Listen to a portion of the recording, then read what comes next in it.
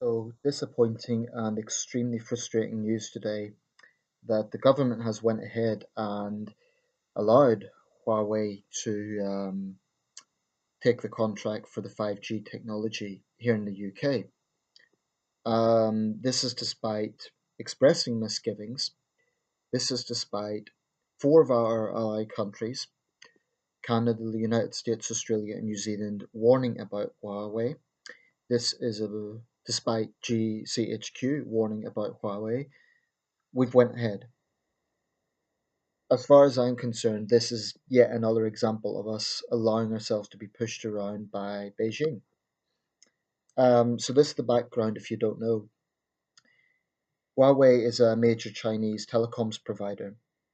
I believe it's actually the largest in the world, and they've been seeking a contract in the West for 5G technology. I don't know anything about that. I don't know so much about the technology side of things. I'm not someone who uses smartphones a lot, so I can't talk in detail about that side of things. But obviously, this is big money. This is very competitive. You know, we're a world that's run by digital communications, and so there's huge competition between companies. Nothing unusual about that. That's business. But what is important in this situation is that in China, every major company is very closely connected to the government because it's a communist state. And the only way that a company can get to that sort of scale in China is by having close party ties. Now, the CEO of the company, Ren Zhengfei, is himself a former PLA engineer, People's Liberation Army engineer. So this is a man that has expertise in cyber security, in military intelligence, or at least a background in it. Now, he has repeatedly went out of his way to assure Western governments that they have nothing to fear, that he will never hand over information to the Chinese government, that his company will not be used for spying. But even if he sincerely believes that, he is actually duty bound to do so. If there was information that was deemed to be important for Chinese intelligence, he would actually be duty bound to hand it over. Now, you imagine the situation potentially cabinet ministers using this, senior generals, top journalists. I think that the risks greatly outnumber the advantages. In terms of how it performs as a phone, I have no views on that because, like I say, I'm not really a smartphone guy, believe it or not. I know most people are these days, but so in terms of its actual technology, it functions, all that sort of thing, its design, that's I have no strong views on that either way. But quite honestly, I would feel a lot better if we were doing this with a Finnish company or a French company or a Japanese company. But when we are talking about a powerful communist regime that has a track record of lying, I just don't think it can be trusted at all. I mean, just look at the giveaway, the tantrums that the Chinese embassy constantly throw whenever there are security concerns raised, whenever there's any concerns raised, because their narrative has always been say to Western countries whenever human rights issues are raised, and China continues to have an appalling human rights record. But anyway, whenever those issues are raised, what is the line? Oh, it's our internal affairs, mind your own business. And yet, what Beijing doesn't admit to is the fact that over the last at least 10 years, I'd say up to 20 years, they have been doing their level best to undermine Western democracy by stoking up the Chinese diaspora with nationalism and with communist ideology, with the so called Confucius Institutes. And Chinese nationalists will never admit this because their sense of nationalism, duty to the motherland, is more important than the truth. It actually is more important to them than the truth. So, I wouldn't be at all surprised if I get Chinese nationals here telling me I'm paranoid, telling me I don't understand Chinese culture, or trying the whataboutery game, which is a what about Apple, what about Facebook, etc. I'm not interested in whataboutery. I'm looking at what the Chinese state is doing to my country, and I am sick and tired. of the Chinese regime playing this arrogant game of having a tantrum whenever they don't get their own way, talking about hurt feelings, um, and yet basically throwing the weight around. Now, it's a bit strange that a week ago, newspaper reports were saying that the committee that was going to look into this was not viewing Huawei in a favourable light. So, why the change today? Why this decision? I suspect what is really happening here is the Chinese embassy is putting pressure on us.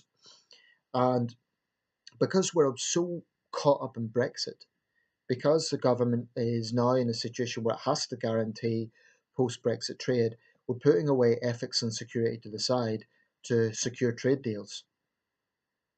And that is an awful situation. This is yet another thing that Brexit may well have caused us to be complacent. I mean, why is it that Canada, Australia, New Zealand, and the United States are taking this seriously? And we say we're taking it seriously, but as always in this country, typical British attitude, will review it. We'll have a committee. We'll have a subcommittee on the committee of the subcommittee, and we'll come back with conclusions about the conclusions. It's always the last minute that we do anything about anything, and it infuriates me. And it's the same with Russia. I mean, it took the Salisbury poisoning for us to finally take some concrete action against the Russian state by expelling the diplomats. I welcomed it. I thought it was a good move. I thought it was one of May's strongest moments in her premiership, actually. I give her credit for that. But RT still operates here. Ofcom has, I actually wrote to Ofcom about this, about the fact that RT and CGTN are allowed to operate in this country, despite RT being a weapon of a hostile foreign state, and despite the fact that CGTN, the Chinese state mouthpiece, has aired forced confessions. This has nothing to do with our values. It's got nothing to do with a free press. It's the exact opposite of that. They've aired forced confessions and they are now operating in London. So I contacted Ofcom about these matters. The response was to revert regarding RT. They reverted back to the investigations they'd done in late 2018, and they said that they were going to consider action. Consider action. Nothing has happened since. They said they would give RT opportunity to respond, which, right, fair enough. Western tolerance and all that. But that was 6 months ago. Why is RT still operating here? Why was CGTN given the green light after one of their correspondents got arrested in Birmingham for assault? You just have to join the dots. It's very, very obvious to me that the Chinese have got very complacent, particularly in this country. I think they see us as easy to push around. And it doesn't help the fact that Cameron and Osborne said we would be the most friendly country in Europe to China. Now, on the surface, that sounds good. It's diplomacy, friendly, and it's nice. I see that as a problem when it means kowtowing to a vile, dishonest, totalitarian regime, like the one run by Emperor Xi. The world needs to wake up and see what China is doing here, because it's Xi Jinping is possibly the individual that threatens free societies more than any other individual. Baghdadi's a vicious terrorist, but that's what he is. He's a terrorist. He's not a world leader. So I really feel strongly about this. I feel that we are allowing ourselves to be undermined, and I cannot grasp why, except that I'm just theorizing. I can't prove it, but I'm theorizing it is because we're so desperate to secure trade post Brexit, that will put security concern, even if we put aside ethical issues. We can't have a situation, obviously, where we only trade with people that we 100% agree with in terms of human rights. But so I'm realistic. I know we can't just block off China. It's a major world power, and I'm no xenophobe. I have no problem with Chinese students, business people, and tourists coming here if they respect this country. But so often they just channel the narrative of the Chinese government because they don't know any better. Because, especially in the case of young students, These are people, young men and women in their early 20s. So it doesn't matter if they've been here for a few months or even a year. Their entire lives, they've been fed communist propaganda. And I really do see grave problems going on here. And the response of the May government and the Cameron government has been, and frankly, the Brown government and the Blair government going way back. I would like for once to see a British Prime Minister really stand up to the Chinese. The last time it happened significantly was after Tiananmen Square when the Thatcher government put sanctions on that and the major government continued it. But the last four premierships, the last four governments, it's difficult to see any moment, defining moment, where they said, we're not tolerating this, we see what you're doing and we're not going to tolerate it. You know, I am sick and tired of hearing the Chinese side talk about hurt feelings and sarcastically lament our approach to this. Just for once, we're the ones that should be talking tough. It's about time we take the gloves off because we're being pushed around. It's absolutely unacceptable. A 1-to-1 Britain versus China, at the moment, China's a more powerful country, but united, Britain, Canada, Australia, New Zealand, and the United States. Even if, if you leave out Trump's America, Canada, Australia, New Zealand, and the UK are easily a match for China. But this country, we do everything at the last minute. It's infuriating. So what we need to be doing, this is what I feel we need to do. We shouldn't have let Huawei go ahead with that contract. We shouldn't have given a green light to CGTN to operate in London when it's known that it airs forced confessions.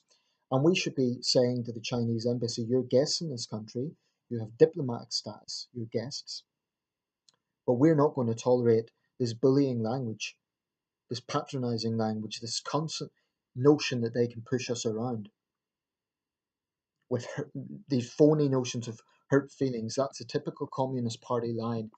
It's basically a way of saying, oh, we're going to have a tantrum because we can't get things our own way. As for interfering in internal affairs, it's about bloody time the Chinese Communist Party stick its nose out of our internal affairs, i.e., by trying to stoke up the Chinese diaspora. They should accept the fact that if Chinese nationals come here, the only right that they have in terms of their relationship to Chinese citizens is to request that they're treated fairly, as is the expectation of any government. But what they cannot do, what they cannot be permitted to do, is use Chinese nationals as a fifth column. This is really, it's like being in the Cold War. And I am no xenophobe. I don't want that to be the impression. But to any Chinese nationals that come here, I'm not messing around here. You come to my channel, promote CCP propaganda, I'll fire back at you with the facts because I see what's going on. A lot of people do. Quite honestly, now though, I'm more angry with the British government than I am with the CCP. I mean, they are what they are. They're a vile communist, totalitarian, nasty, dishonest, cruel, callous dictatorship. That's what it is. But the British government can do something about this. They can show some backbone and actually say, no, we're going to put national security first. Even if they put ethics to the side, let's just think practically. Let's just think national security. Even even if Huawei doesn't have malicious intent, its actual security itself, in other words, to monitor itself, monitor attacks on it, is flimsy at best. That's what the reports seem to indicate. So I just think it's a massive gamble. And the only reason I think we're going ahead with this is to try and, sweeten up Beijing because we want to secure post-Brexit. So Brexit means we're selling our soul, our values.